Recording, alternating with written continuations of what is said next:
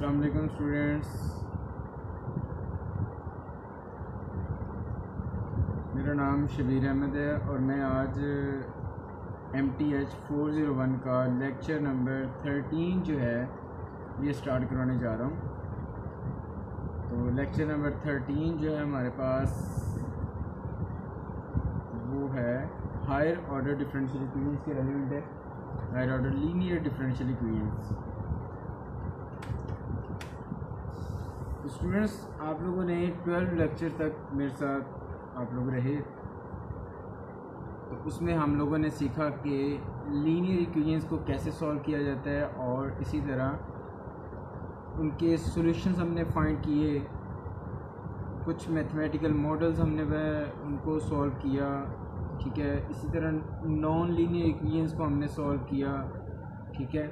तो सेम जब हम हायर ऑर्डर में जाएंगे तो इनका प्रोसेस भी उसी तरह ही होता है, लेकिन इनमें आपके पास ऑर्डर्स जो है वो इंक्रीज़ हो जाता है डिफरेंशियल इक्वेशंस का, ठीक है।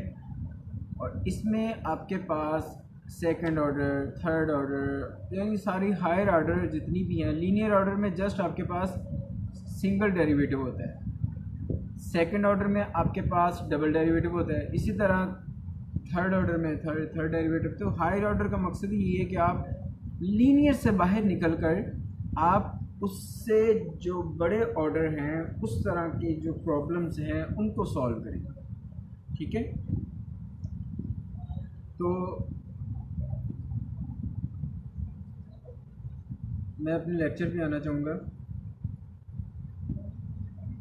लास्ट टाइम हमने ये 12 लेक्चर कंप्लीट कर लिए। आज है हमारा higher order linear differential equations, ठीक है। Higher order linear differential equations. अब इसमें ये देखें, मैंने बोर्ड पे भी सबसे फ्रंट पे एक इक्वेशन लिखी है, an और nth derivative of y plus an minus one n minus वनथ derivative, उससे एक डेरिवेटिव कम। इसी तरह अप टू सो ऑन हम चलते जाएंगे और a1 और फर्स्ट डेरिवेटिव प्लस a0 और उसके साथ ज़ीरो डेरिवेटिव, जो कि ज़ीरो डेरिवेटिव 1 ही होता है। तो a0 के बाद is equal g of x। ये कंप्लीट आपके पास एक डिफरेंशियल इक्वेशन है, ठीक है। इसको लीनियर डिफरेंशियल इक्वेशन बोला जाता है, ठीक है। अब इसमें जो g ऑफ x है, अगर g ऑफ x ज़ीरो हो जाए, अगर g ऑफ x की बजाय यहाँ पे ज़ीरो टर्म आ जाए, तो इसका मतलब ये है कि आपकी जो इक्वेशन है वो एसोसिएटेड होमोजीनियस डिफरेंशियल इक्वेशन है, राइट जी। फहद क्लियर हो गया? अच्छा, और जो आपके पास g ऑफ x वाली है वो आपके पास नॉन होमोजीनियस डिफरेंशियल इक्वेशन है, ठीक है। अगर g ऑफ x आ जाए तो इसका मतलब है, यानी कोई ना कोई फंक्शन यहाँ पे आ जाए उसकी राइट साइड पे, तो उसका मतलब है कि नॉन होमोजीनियस है। अगर फंक्शन की बजाय वहाँ पे ज़ीरो आ जाए तो इसका मतलब है कि वो होमोजीनियस डिफरेंशियल इक्वेशन है। इसी तरह हम चलते हैं इनिशियल वैल्यू प्रॉब्लम्स पे। अगर आपको एक nth order linear differential given है, nth ऑर्डर से मुराद है किसी भी ऑर्डर की हो सकती है, तो अगर आपको साथ में वैल्यूज़ दी गई हैं, इनिशियल वैल्यू गिवन है। अब इनिशियल वैल्यू किस तरह की हो सकती है कि स्टार्टिंग वैल्यू वो ली जाती है ज़ीरो, मोस्टली ज़ीरो ली जाती है। तो y of zero is equal y not. अगर इस तरह की आपको कंडीशन गिवन है y of zero is equal, यहाँ पे कोई ना कोई फंक्शन आएगा या कोई ना कोई कांस्टेंट नंबर भी आ सकता है, ठीक है।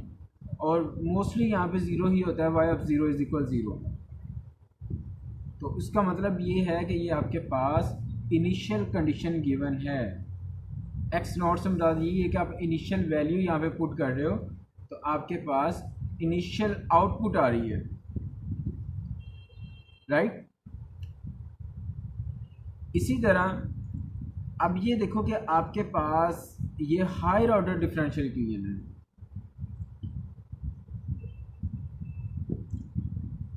हायर ऑर्डर ये डिफरेंशियल इक्वेशन है, तो इसमें जिस ऑर्डर तक आपके पास ये लीनियर डिफरेंशियल इक्वेशन होगी उससे एक ऑर्डर कम की आपको इनिशियल कंडीशन भी गिवन होगी, यानी वहाँ तक सारी इनिशियल कंडीशन आपको गिवन होगी।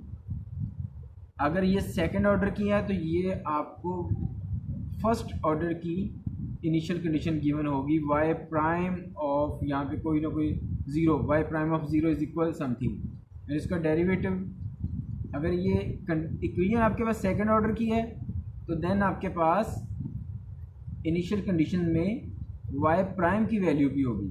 y की तो वैल्यू उसने दी है इनिशियल, y प्राइम की भी इनिशियल वैल्यू देगा जो कि फर्स्ट ऑर्डर इनिशियल कंडीशन कहलाएगी, ठीक है। तो इस तरह के जो प्रॉब्लम्स होते हैं जिनको हम सॉल्व करते हैं उनको इनिशियल वैल्यू प्रॉब्लम कहा जाता है, राइट।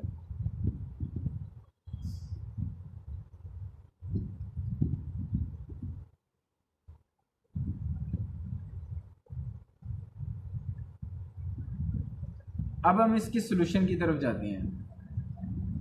ये एक प्रॉब्लम है आपके पास। इस प्रॉब्लम में फर्स्ट ऑफ ऑल एक फंक्शन गिवन है और साथ में एक डिफरेंशियल इक्वेशन भी गिवन है, ठीक है।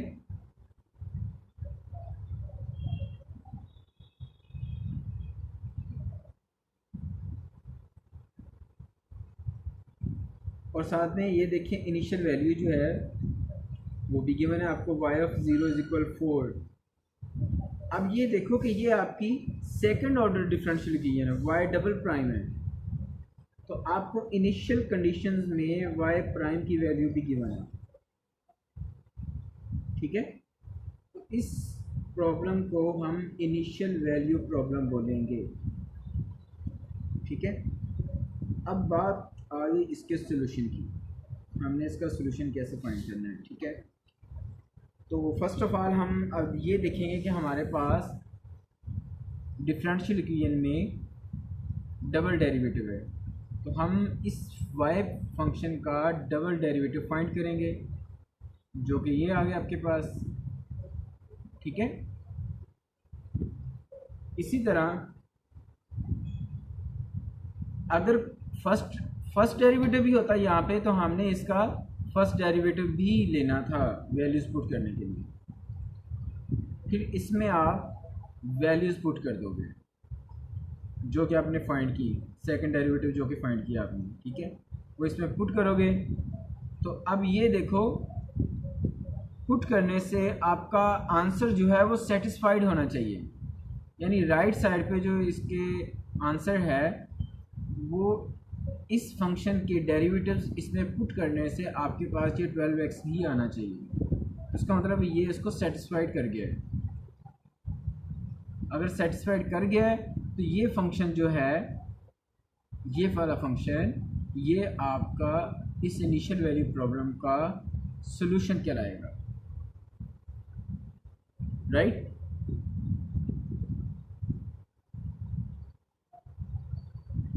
क्लियर हो गया। अच्छा, एक मैंने बोर्ड पे एक एग्जांपल लिखी है,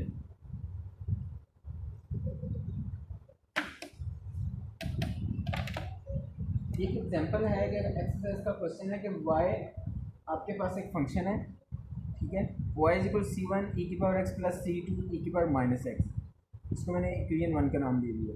फिर मेरे पास एक डिफरेंशियल इक्वेशन है, ठीक है, y double prime minus y is equal 0, इसको मैंने सेकंड इक्वेशन का नाम दे दिया। थर्ड मेरे पास इनिशियल कंडीशन है, इनिशियल कंडीशन एक से ज़्यादा भी हो सकती है, यानी अगर ये सेकंड है तो यहाँ पे y prime of zero is equal, बस इस तरह की कोई ना कोई होगी एग्जाम्पल ये। अब मैंने क्या किया है कि y का first derivative first of all लिया, फिर उसका सेकंड डेरिवेटिव लिया, तो मैंने इन दोनों डेरिवेटिव, बल्कि एक डेरिवेटिव जो है ना ये सेकंड वाला, इसको मैंने पुट किया है डिफरेंशियल इक्वेशन में। डिफरेंशियल इक्वेशन पुट करने से मेरे पास आंसर जीरो आ रहा है, जबकि आप इसकी राइट साइड देखें तो डिफरेंशियल इक्वेशन की वो भी जीरो है। ठीक है, इसका मतलब है कि ये हमारा सॉल्यूशन है first order second order differential equation.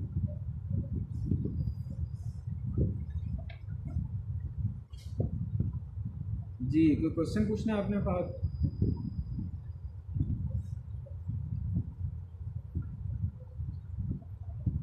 Just privacy मेरे पास तो आ रही है।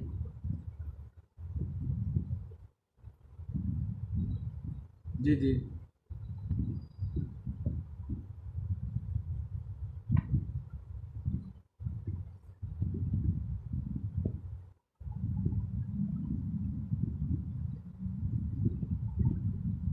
अब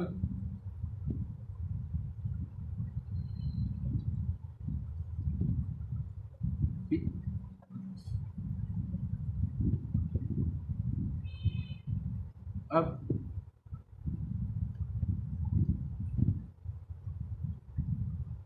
अभी भी प्राइवेसी है। आप ऐसा करें, आप ना लॉगिन दोबारा करें, क्योंकि मेरे पास तो स्क्रीन शो हो रही है।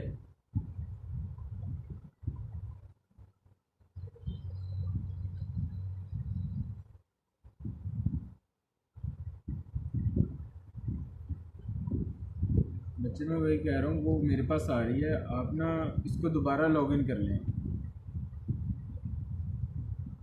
रीसेट कर लें, दोबारा लॉगिन कर लें।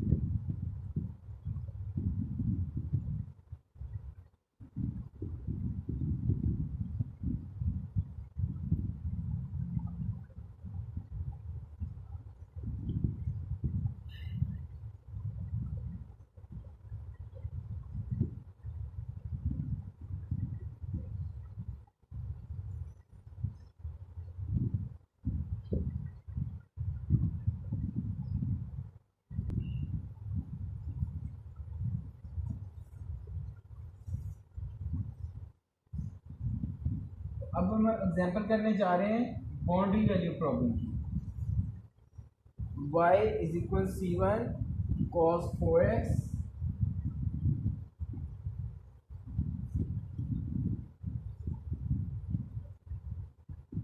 प्लस c2 sin 4x, और आपके पास ये डिफरेंशियल इक्वेशन गिवन है y double prime plus 16y is equal 0। Boundary condition क्या है आपके पास? y of 0 is equal 0 and y of pi by 2 is equal वो भी 0। तो ये बाउंड्री कंडीशन गिवन है आपके पास, ये डिफरेंशियल इक्वेशन गिवन है, और ये आपके पास फंक्शन गिवन है। ठीक है, तो अब हमने सबसे पहले क्या काम करना है, ये देखना है कि ये फंक्शन जो है ये सेटिस्फाइड कर रहा है हमारी इस डिफरेंशियल इक्वेशन को या नहीं कर रहा। तो पहले हम इसका डेरिवेटिव लेंगे। y prime is equal c1 और cos 4x का आ जाएगा माइनस साइन 4x, और एंगल का डेरिवेटिव भी आगे लेंगे तो वो 4 निकल आएगा, -4c1 sin 4x प्लस, अब c2 एज इट इज आ जाएगा sin 4x, इसका आ जाएगा cos 4x, और एंगल का डेरिवेटिव 4 वो भी साथ में आ जाएगा। अब y डबल प्राइम की वैल्यूज लेंगे, -4c1 sin 4x का आ जाएगा cos 4x, और 4 एंगल का आ जाएगा 16c1 cos 4x।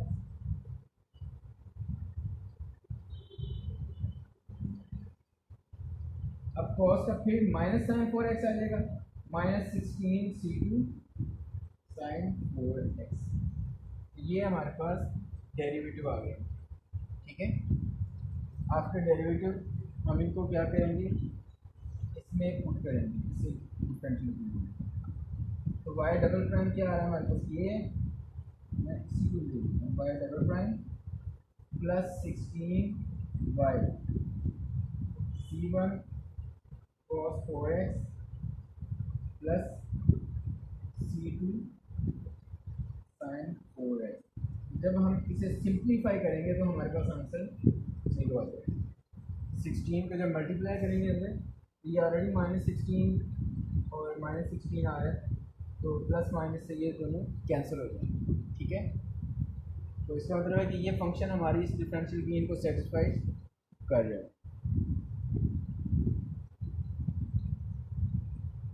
अब इससे नेक्स्ट हम क्या करेंगे,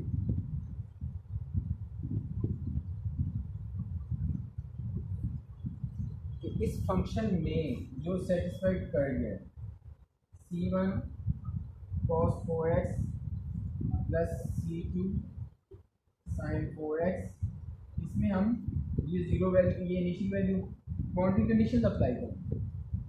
तो y ऑफ 0 अप्लाई करेंगे तो आपके पास आ जाएगा c1, क्योंकि cos 0 जो है ये 1 हो जाएगा, प्लस c2 sin 0 0 होगा, तो इसका मतलब है हमारे पास ये आएगा, और y ऑफ 0 क्या, 0, तो c1 मेरे पास आ गया 0।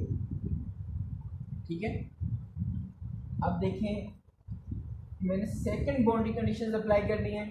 सेकंड बाउंड्री कंडीशन, तो मैं इसको इस फंक्शन पे अप्लाई करने के बाद एक नया फंक्शन दूंगा, y इज इक्वल c1 0 है, तो मैं इस टर्म को 0 करके अब मेरे पास फंक्शन आ गया c2 sin 4x। जब इसमें मैं π/2 को अप्लाई करूँगा, c2 sin π/2 इसमें अप्लाई करूँगा तो ये 2π आ जाएगा। ठीक है, और ये आपके पास 0 है।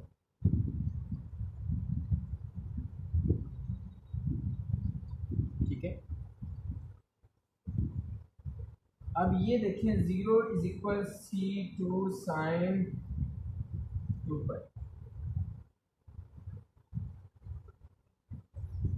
अब यहाँ पर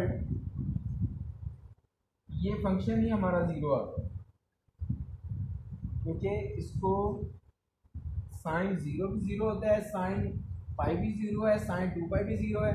तो जब ये फंक्शन सारे का सारा ही 0 हो गया है, इसका मतलब है कि ये हमारे पास इन्फिनिट मैनी सॉल्यूशंस है, हमारे पास कोई एक सॉल्यूशन नहीं है हमारा। ठीक है, और अगर यहाँ पे बाउंड्री कंडीशन चेंज हो, बाउंड्री कंडीशन यहाँ पे 8 हो, ठीक है, क्वेश्चन वही रहने दें, तो देन आपके पास क्या होगा,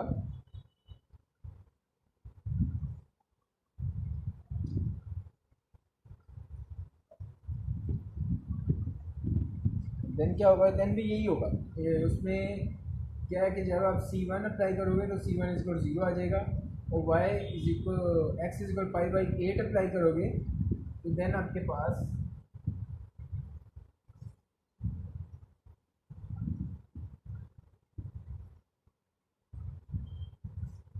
जब π/8 अप्लाई करोगे, 4x तो ऑलरेडी है, 4 मल्टीप्लाई π/8, तब आपके पास साइन π/2 आ जाएगा। ठीक है, जब आप π/8 ले रहे हैं तब साइन π/2 आ जाएगा। अब साइन π/2, अब ये देखिए इसका आंसर होता है हमारे पास 1 होता है। ठीक है, तो ये c2 0। अब आपके पास c1 और c2 इन दोनों की वैल्यूज आ गई, ये 0। ठीक है, इसको फिर फंक्शन में पुट करेंगे तो आपके पास जो जनरल फंक्शन होगा वो y इज इक्वल 0 ही कहलाएगा, क्योंकि इसका सोल्यूशन है। ठीक है।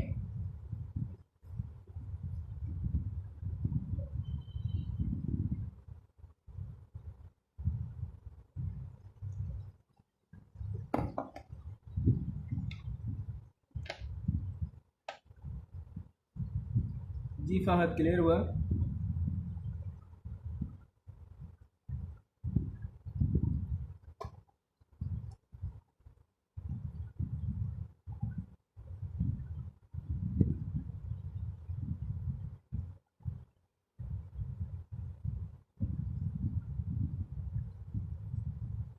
जी फहद, क्लियर हुआ?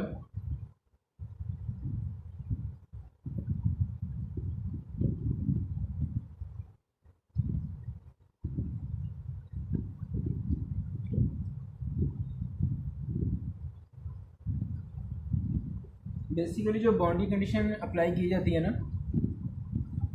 वो C1 और C2 की वैल्यू फाइंड करने के लिए ही अप्लाई की जाती है। जिस तरह कि हमारा पहले भी एक दफ़ा लेक्चर हो चुका है जिसमें हम कंडीशन अप्लाई करके, जिस तरह इंटीग्रेशन में हमने कंडीशन अप्लाई की थी,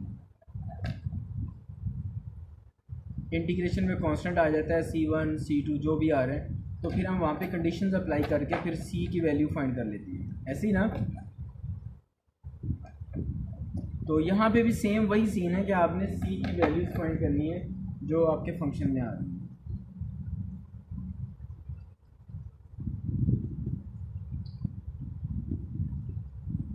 इन दोनों की वैल्यूज फाइंड करनी, लेकिन एक मेथड ऐसा भी होता है कि जो इस डिफरेंशियल इक्वेशन का ये सॉल्यूशन हमें दे रहा होता है, वो फिर हम क्या करते हैं, इसको डेरिवेट करते हैं और इंटीग्रेट करते हैं। अगर डेरिवेट है तो हम इसको इंटीग्रेट करते हैं, राइट है। लास्ट लेक्चर में मेरे ख्याल हमने इसको डिस्कस किया था कि फंक्शन हम कैसे हम उसकी ये वैल्यू बनाते हैं। वो y प्राइम वाला था तो हमने उसको इंटीग्रेट करके फिर y की वैल्यू वहाँ से फाइंड की थी, ठीक है। तो ये y जो फंक्शन है ये उसी तरह फाइंड होकर आया आपके पास, राइट।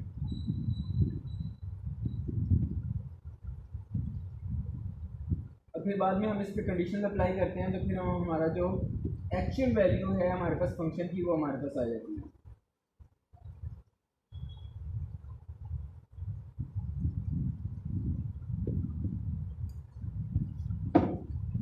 ये थे बाउंड्री वैल्यू प्रॉब्लम्स।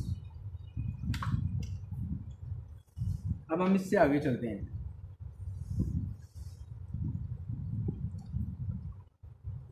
अब है लीनियर डिपेंडेंट और लीनियर इंडिपेंडेंट है, ये भी हम डिस्कस कर चुके हैं पहले। MTH 501 में भी गालबन हमने किया इसको डिस्कस कि लीनियर डिपेंडेंट और लीनियर इंडिपेंडेंट क्या होता है, किया है ना हमने। तो आप बताइए ज़रा लीनियर डिपेंडेंट और लीनियर इंडिपेंडेंट क्या होता है।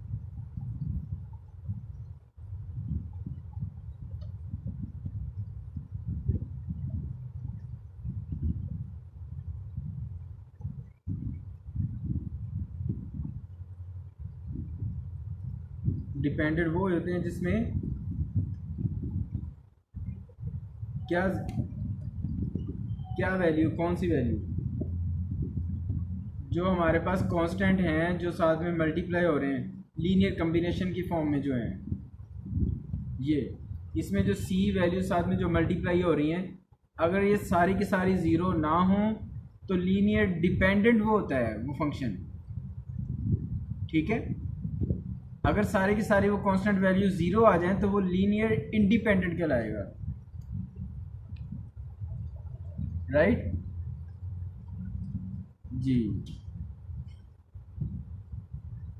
तो यहाँ पे एक दो केसेस हैं जिनको हम सॉल्व करते हैं। मिसाल के तौर पर ये आपके पास एक फंक्शन है f1 और f2, ठीक है, ये एग्जांपल नंबर 1। और लीनियर डिपेंडेंट और इंडिपेंडेंट के लिए सबसे पहले आपको, अभी एक फंक्शन लिखा हुआ था उसको भी चेक कर सकते हैं, लीनियर डिपेंडेंट और लीनियर इंडिपेंडेंट। इसके लिए आपको क्या करना पड़ेगा, लीनियर कॉम्बिनेशन की फॉर्म में इसको लिखना पड़ेगा। y is equal c1 y1 plus c2 y2। y1 को y ऑफ 1 ऑफ x भी लिख सकते हैं, y2 ऑफ x भी लिख सकते हैं, और ये y ऑफ x भी लिख सकते हैं। इस फॉर्म में होना चाहिए, ठीक है। तो y1 ऑफ x, इसको आप f1 ऑफ x भी लिख सकते हैं, y2 ऑफ x को f2 ऑफ x भी लिख सकते हैं, और इसको आप f ऑफ x भी लिख सकते हैं,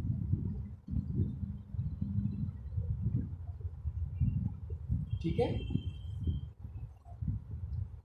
तो अब ये देखिए, अब हमारे पास कांस्टेंट वैल्यूज़ क्या हैं। कांस्टेंट वैल्यूज़ हमारे पास हैं, c1 की आ रही है 1/2 और c2 की आ रही है -1।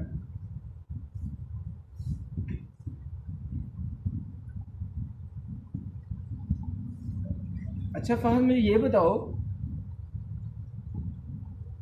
हेलो,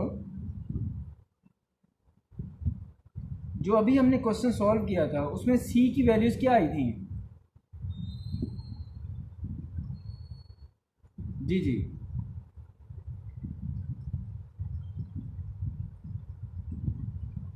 c1 और c2 दोनों की वैल्यूज़ क्या आई हैं? कांस्टेंट तो थे, लेकिन उनकी वैल्यूज़ क्या आई थी?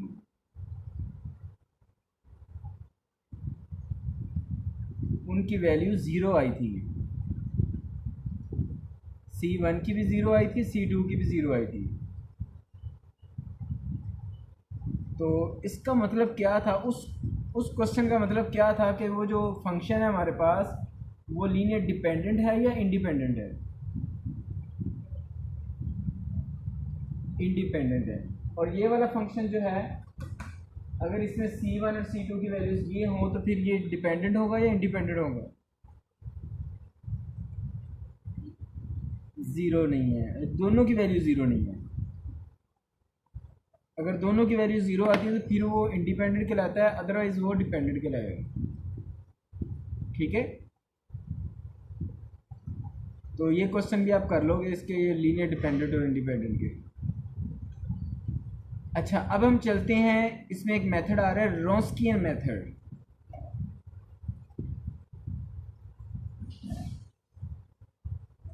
रॉन्स्कियन मेथड भी इसलिए अप्लाई किया जाता है कि उसको डिपेंडेंट और इंडिपेंडेंट चेक करने के लिए, ठीक है।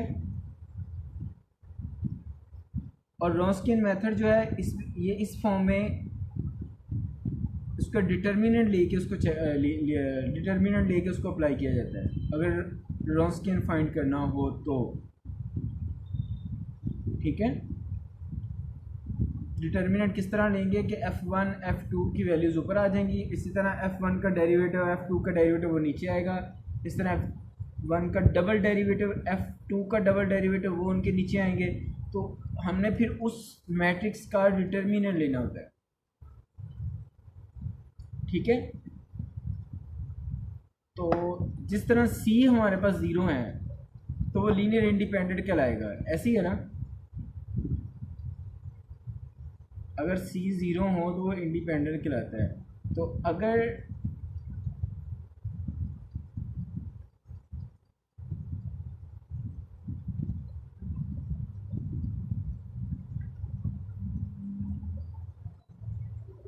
यहाँ पे थोड़ा सा मेरे ख्याल चेंज कर दिया,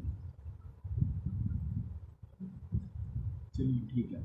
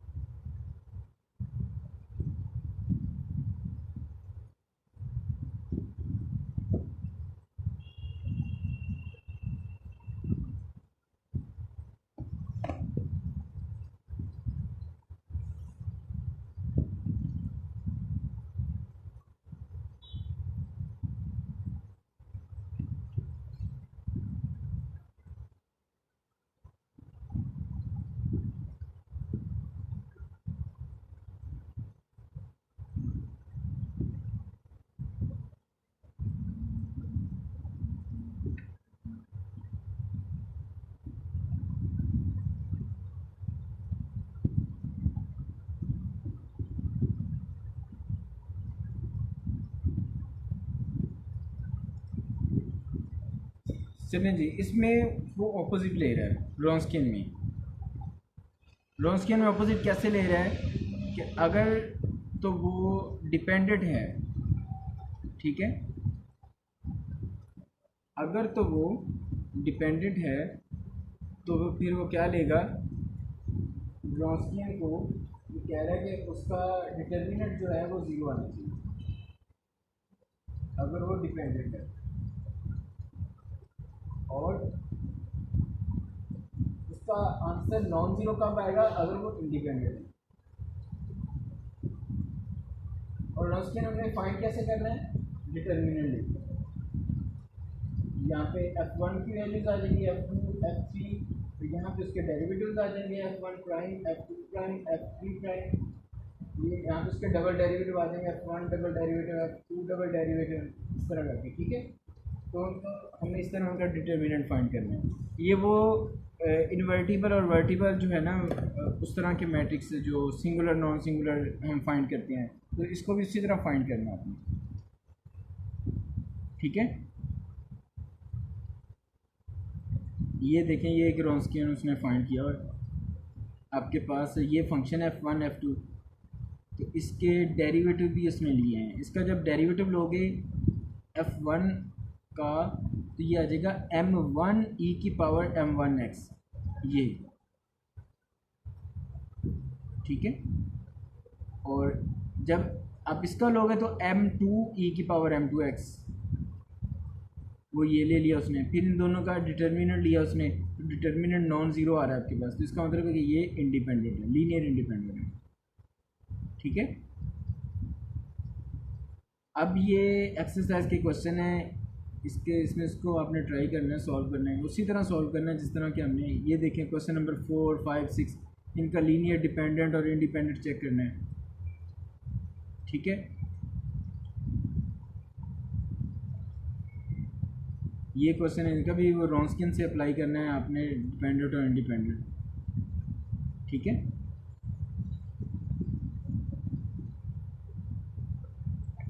तो ये था हमारा लेक्चर नंबर 13।